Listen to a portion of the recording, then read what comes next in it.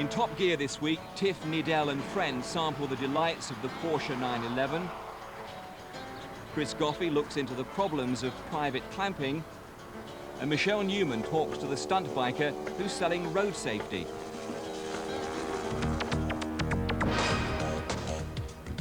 The Porsche 911 is 30 years old this year, so in deference to one of the finest sports cars in the world, we'll be taking a long, hard look at the car Porsche couldn't kill. Later on, I'll be tiptoeing you through the 911 minefield, but for the moment, let's talk to a bloke who's dedicated his entire life to road safety. Every year, 50,000 people are killed or seriously injured on Britain's roads. 1/3 of them are under the age of 25. That's 16,000 young victims. One man has made it his life's work to reduce the carnage. Dave Taylor may seem an unlikely candidate to advise people about road safety and restrained behaviour. He's best known for taking risks and living dangerously. But Dave maintains that having respect for the risks involved keeps him safe and is quite different from the irresponsible behaviour on our roads. He learned the message of road safety the hard way. When I was 19 years of age, 2 of my best friends were killed in road accidents. I saw them die.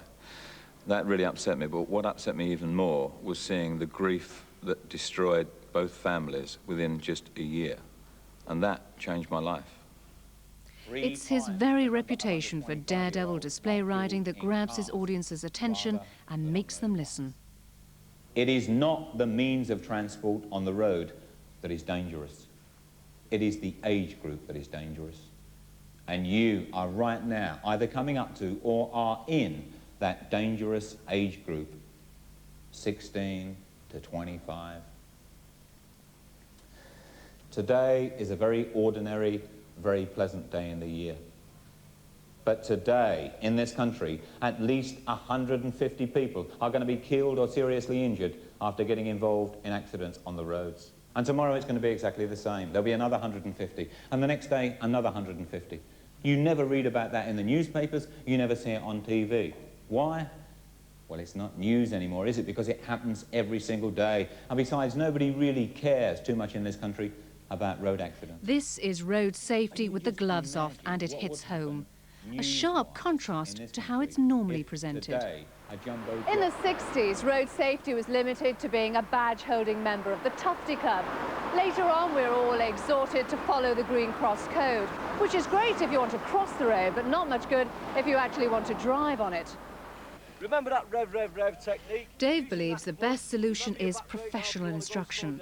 At the moment, it's compulsory for motorcyclists, but he believes it should be compulsory for drivers as well. Right, Jenny, are you all sitting comfortable? Yes, thank you. Yes, have you done your mirrors? Yeah.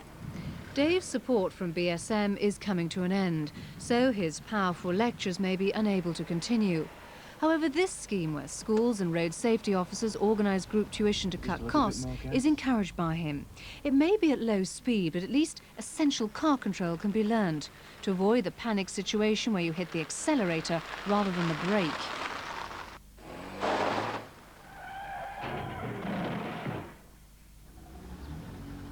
Dave Taylor is clear what changes must be made.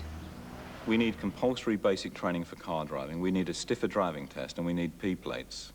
The government and other organisations spend millions of pounds on research into road accidents. We know all the answers. We've known the answers for 10 years, but no one's got the spine for action. The day that you've passed that test is the very first day that you start learning to drive for real. And it's only fear for the dangers that exist on the road that will actually keep you alive when you go out on the road riding bikes or driving cars. I didn't have any idea that that many people died in a day, just in this country, let alone in the world. But yeah, it's frightening to think. You know, you're taking a risk every time you get in a car now. We're more cautious than the boys. I mean, boys like to show off, and you know, they've got a bit of power behind them. They'll go faster than girls. I mean, girls get more frightened, really. Have you ever felt nervous driving with anyone? When I've been on the back of bikes, yeah, but not in cars, really. But for Dave, it doesn't stop there. Along with the Princess Royal and other celebrities, he supports Riders for Health, part of Save the Children, providing health care in remote parts of Africa. He's been there himself and taught health workers to ride and also to maintain their bikes, which have huge advantages in covering rough ground and getting access to remote villages, bringing them health care and medicine. You can buy a dozen bikes for the price of a single Land Rover. To raise money for Riders for Health, Dave is planning to repeat his most famous stunt. Next week, he's going to wheelie around the entire Isle of Man TT circuit. That's 37 miles and more than half an hour precariously balanced on one wheel. 5, 4, 3, 2, 1. This weekend sees the third round of the Mobile 1 Top Gear British Rally Championship, the Perth Scottish. Again, you can keep up to date with the event by ringing our rally hotline. Also on that number, you can enter our competition to win a day out at a rally school. All you have to do is decide which year all these events took place.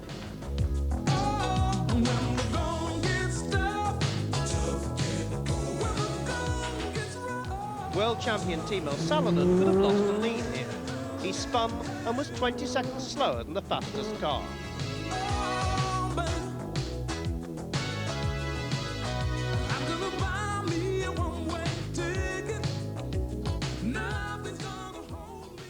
So the number to ring for rally information and to enter our competition is 0891 333 404. Good luck. We'll announce the winner next week.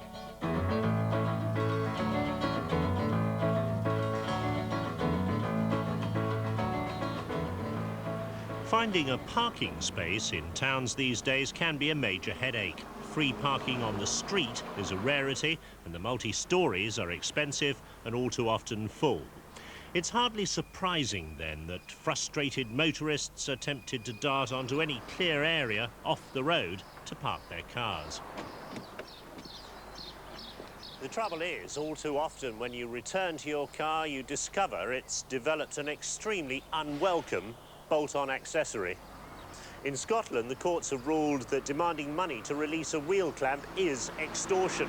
The rest of the United Kingdom, there's no such controls, and that's allowed some people to develop a little entrepreneurial flair. All I need is a couple of wheel clamps at, say, £100 each. Oh. Print up some stickers with my mobile phone number on them, and I'm in business. And with a bit of luck and the right sites, I could clear a couple of thousand a week.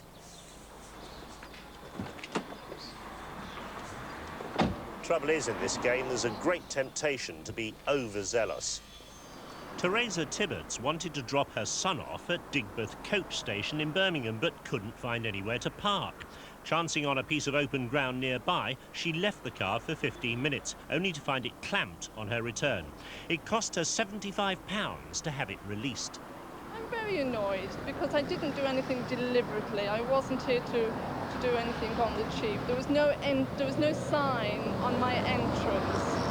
I'm just very, very annoyed that we are taken so much, like this and so quickly. If I'd have known it was a private ground, I wouldn't have gone in. I definitely wouldn't have gone in. There's two signs up there on the wall, but not very noticeable. No, they weren't to me at the time. They were pointed out to me after I was clamped. Andy Blore was clamped while picking up emergency medical supplies from behind Boots in Slough. He'd left his minicab with the engine running, parked half over the yellow line, much like the white van being loaded when I met him there later. Well, basically the traffic warden came along and I pleaded with the traffic warden my case, but they wasn't interested. He said to me, it's private land, but it wasn't private land because it's half on the road, half on the lands. He said to me I could try the police station. My base operator phoned the police station, they washed their hands of it. Even the town hall didn't want to know nothing about it, so I was basically stuck. So I had to pay the release fee. And how much was that? It was £50, well, it worked out to be £58, because they didn't say about the VAT. There have been other horror stories reported as well. A van pulled in behind one man and he was clamped while his engine was still running. A lady was clamped while she was sitting in a car checking directions on a map. The RAC is worried about the way the situation is developing. According to campaigns manager Edmund King, there are probably 250 clamping companies turning over £150 million a year. I met him in a side street behind the job centre in Slough, where clamping is rife. This is clamper's paradise, actually, because it's so unclear about who owns which piece of land. Over here, we've got what could look like a public highway, but there are no actual lines down there. Now, I've seen cars clamped there by a local company. Indeed, I've even seen someone still sitting in their car trying to check whether they could park there, being clamped. So that's one case. And then this side, we've got kind of what looks like just basically scrap land. There is actually a sign well hidden under the trees there. So this is another kind of property, and another clamping company has actually been operating here. The problem is, for the motorist, it is very unclear where he can and cannot park. Companies are being challenged in the courts, but so far there's no definitive High Court judgment outside Scotland. So where does the law stand at the moment? Present position is very unclear indeed. That's the problem. Cases are being taken to the small claims court to try and establish exactly where the law stands. Some people think that trespass to the goods is the issue, in the sense that when a car is clamped, a trespass to the goods occurs. But it's not clear at all. There have been cases in the county court as well, some for the clampers, some against the clampers. We're really anxious to get the law sorted out. Seeking to control road parking through the use of clamps is quite understandable here at this busy commuter station. Pressure for parking spaces is intense. Small wonder then that the local hospital has had to reluctantly introduce a car clamping scheme to deter commuters from parking in their grounds. The crucial thing seems to be the provision of notices to clearly warn motorists. And under those circumstances, the courts have backed the clampers. So, British Rail appear to be acting properly in clamping cars at Haroldwood Station, but this policy could soon be outlawed under one option set out in the Home Office discussion document issued earlier this year. Apart from an outright ban, there were 5 other options: statutory licensing of land, statutory licensing of wheel clamping operations, statutory regulation, clarification of the civil law, and good practice guidelines and self-regulation. The barrister John Cooper would back the outright ban, as already applies in Scotland, while the RAC wants to see licensing of the land. All 4 other options are favoured by the fledgling Association of British Parking Enforcement Companies. Its chairman, Gary Taylor, runs his own clamping company in Essex. Basically what will happen is that every company that wishes to perform the wheel clamping operations throughout the UK will need to apply for a licence. Now, pass the vetting procedures for that licence will ensure that they are properly set up, their guys are in proper uniform, that they adhere to the Code of Conduct and Practice, and that generally they are a bona fide company that will not resort to some of the worst excesses that we've seen and we've all heard about. The government's consultation period ended this week, and it's rumoured that they'll opt for guidelines and self-regulation. In the meantime, the law remains confused, so how should a motorist react to being clamped? Well, my advice first and foremost is do not remove the clamp. You can lay yourself open for criminal charges, criminal damage and that sort of thing, and I certainly don't advise that people get a criminal conviction. My advice is pay the wheel clamping fee, get a receipt, and immediately take your case to the small claims court. That's certainly what the RAC and the AA are advising, and it's certainly what the lawyers in the field advise.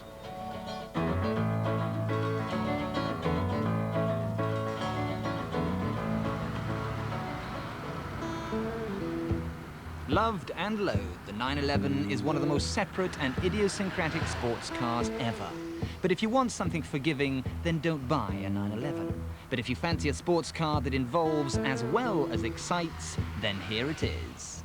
Most people reckon the 911 is as down-to-earth as Mr. Spock. Not so. Compared with most supercars, it's the least histrionic and one of the most reliable. It doesn't oil its plugs, disgrace itself in traffic, or require an ambidextrous Stuttgart-trained mechanic in the boot. If only all things in life were as reliable as a 911. A legend in its own time, the 911 is perhaps, and this will raise an eyebrow, one of the sanest and most sensible screamers you can buy. I've driven a good few cars in my business. and it was difficult to decide what to put my money into, so I went for practicality. And the great thing about Porsche is that although it delivers all the values of your Italian sports cars, it also has parkability, durability, plenty of ground clearance. You can leave it where you like. It's narrow enough to drive in traffic. It's just generally a very practical car to own. But the great thing about a Porsche is that the costs are predictable. We pay 200 quid, I should think, every year for a couple of tyres. Major service, 300 to 400 pounds. And really, that's about it. Reliability, absolutely unimpeachable. Starts every time. There was one moment when it didn't start, but we solved the problem by twisting the key a second time. Back in the boom years, the 911 was the car to arrive in. The smart set espoused the air-cooled Porsche as their own. The 50-pound notes rustled and the metallic drum roll of that flat six engine became the soundtrack for the Enterprise 80s. Buying a good second-hand 911 is about as easy as wrestling with a mattress full of treacle. They're a very hard car to buy used. You won't often hear me recommending that you buy your second-hand car from a plate glass outfit like this one, but in the case of the Porsche 911, buying from the main agent is the sleep easy option. When you're buying a pre-owned 911, remember this. Always get a warranty, never ever buy without a service history, and always get it inspected by a professional. Make sure as well that you get proper title to the car you're buying. There's an awful lot of stolen 911s in the system. But there are some obvious clues to tell you if that 911 has been thrashed, crashed, or trashed. If these hinge bolts have been moved, the door's been off.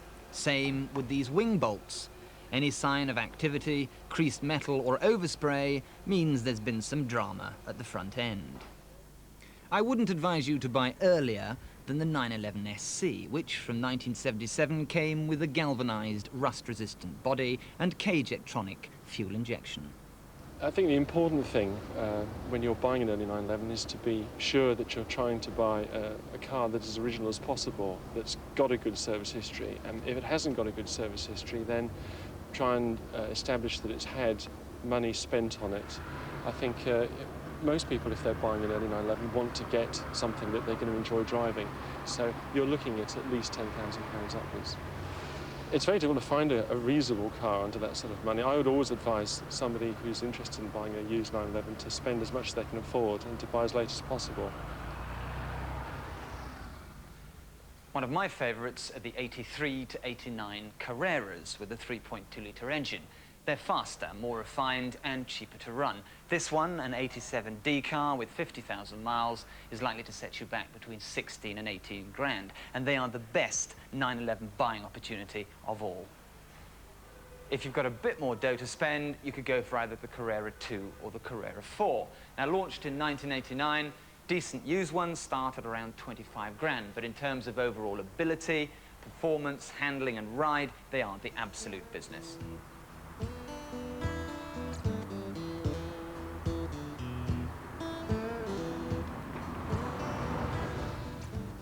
There simply is no other car that sounds or behaves like a 911. And unless Porsche either move the engine or cool it by water, there never will be. A bad one will be like a recurring nightmare. A good one will live up to its reputation as a real wild child. And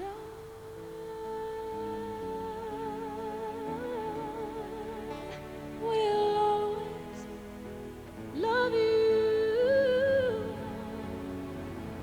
If you were a very, very good driver, and if you were prepared to concentrate absolutely, the 911 could reward like no other car on the road.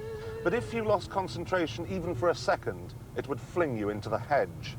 The 911 built up a fearsome reputation as a giant killer, but that didn't stop brave, talented, and rich men forming queues to buy one. They knew the engine was slung out at the back there, way behind the rear axle, waiting to act like a giant pendulum.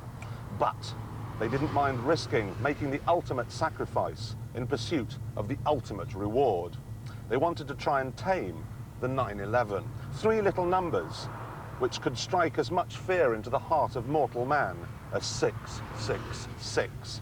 If this car had a name, it would be Damien. Me, I used to look forward to driving a 911 with the same sort of relish that I look forward to getting into bed at night with a tarantula. But that was then. This is now.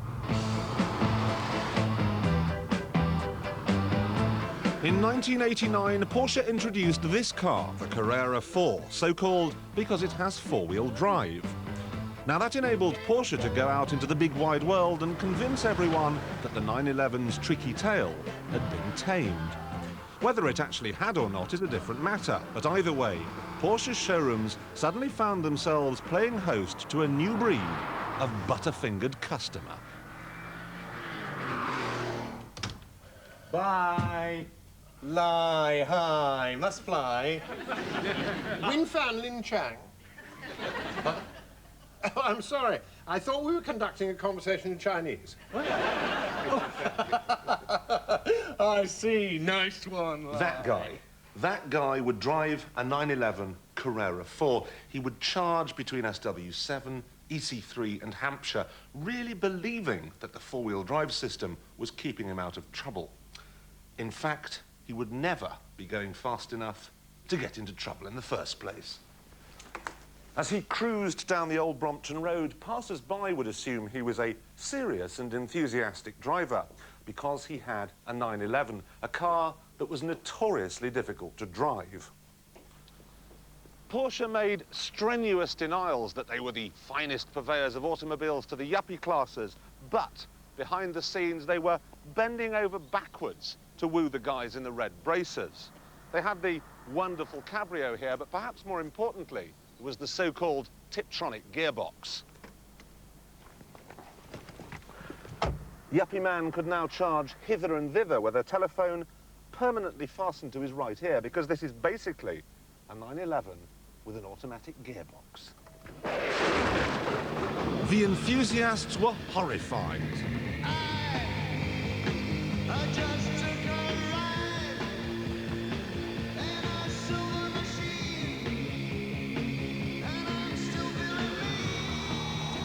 But it was no ordinary automatic gearbox. I mean, you could use it like one, put it in D in town and just pootle around. Or on the open road, you move the lever over here, and then you've got something like a bike gearbox. You pull the lever toward you, third, second, wow. And then simply move it away, second, third, fourth. You have manual control.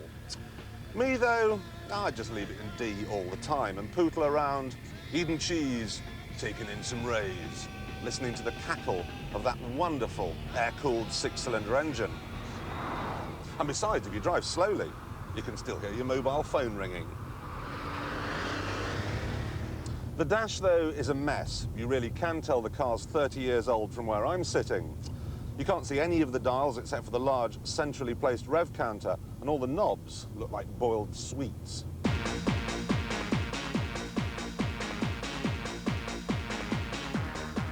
But the yuppies loved it. They thought it was what the serious driver wanted. They could take their Alice-banded girlfriends out for a spin and pretend that they were the kind of person who'd made the 911 notorious in the first place.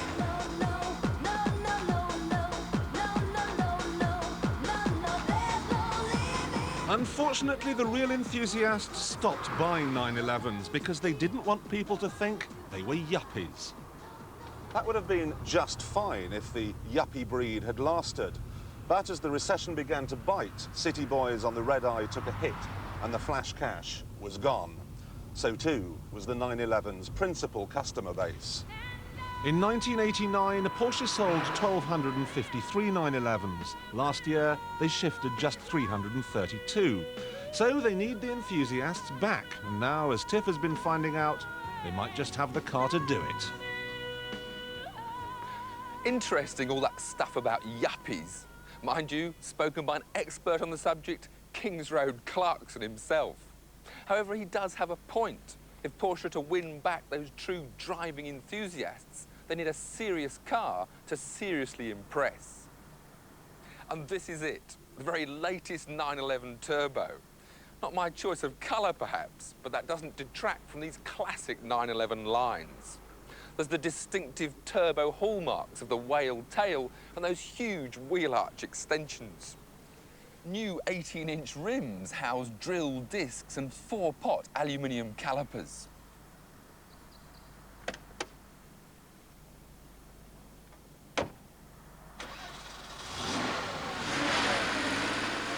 The latest turbo uses the same 3.6-litre engine as the Carrera 2 and 4, but with 0.9 bar of boost from the turbocharger, the output is pushed up from their 250 to 360 horsepower, and that's over 10% up on the old turbo model. With the best will in the world, you can't really stretch its legs on the public roads. In such cases, we normally go to a racetrack. But for the 911, Millbrook Proving Ground in Bedfordshire seemed like a better bet.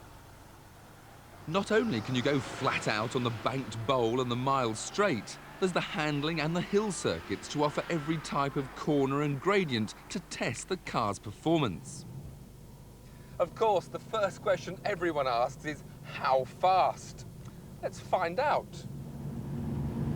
The banked circuit at Millbrook is a perfect circle, 2 miles round. You can actually drive in the top lane at a steady 100 miles an hour with your hands off the wheel as the banking steers you around. Over 100 and you need to hang on tight and hold the car away from the barriers. At high speeds you feel every little bump as the car sits down on its suspension. The Porsche's Speedo showed a flat-out 175 miles an hour. The second question, 0 to 60. Hold on. Well, if you're prepared to burn a lot of expensive rubber and be brutal with the clutch and gearbox, it'll do it in 4.7 seconds. But really, that sort of behaviour is best left for the racetrack. Now, the third question, which people never seem to ask, is how quickly does it stop? I'll show you. We're doing 30 miles an hour. If I hit the brakes, it stops. In fact, it stopped in just 27 feet. And at 70 miles an hour, it was even more impressive. Just under 100 feet, way short of the highway code's 245. So it goes fast and stops quickly. But how does the 911 cope with the country lanes? The country lanes at Millbrook are glorious, twisting, almost alpine roads, which despite their centreline markings are one way, so I could test the 911 in complete safety. Now, it wasn't just the four-wheel drive that improved the 911's handling, because the new Carreras also featured substantially modified chassis and suspension that made the rear-wheel drive Carrera 2 just as sure-footed as the 4. But then you ask it to cope with another 110 horsepower.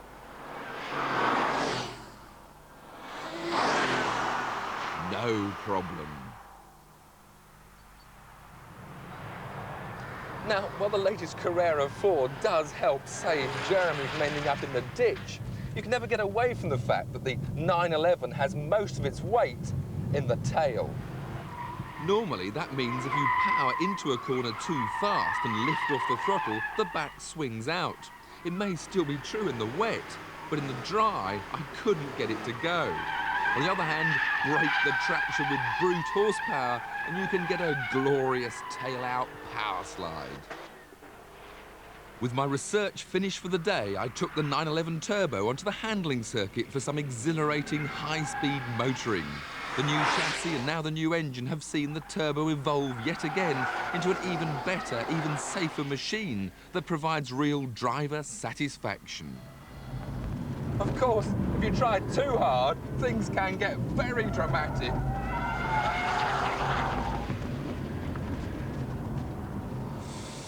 It's hard work filming for Top Gear.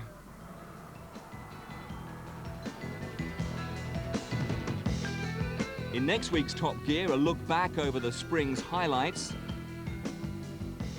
how well the Ford Mondeo is faring in a competitive marketplace, and can Malcolm Wilson's Cosworth break the 15-month-long Subaru stranglehold in the British Rally Championship?